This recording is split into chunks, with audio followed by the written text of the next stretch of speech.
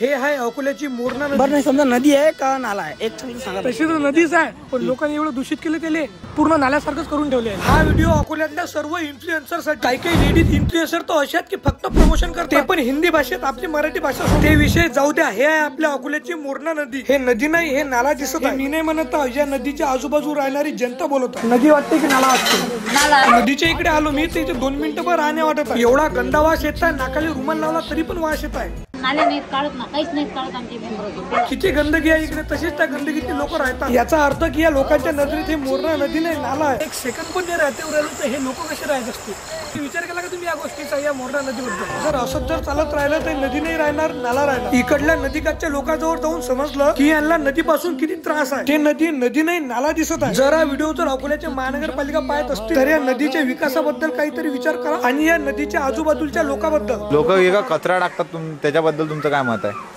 आता कचरा टाकतात आपण मना थोडं करू शकतो त्याला कचरा। लोकांना नदीला कचरा कुंडी समजलेला आहे। झाली पाहिजे सरकारनं काय सुधार केले नाही नालीचा कचरा दुसरा काढायला साफसफाई पाहिजे।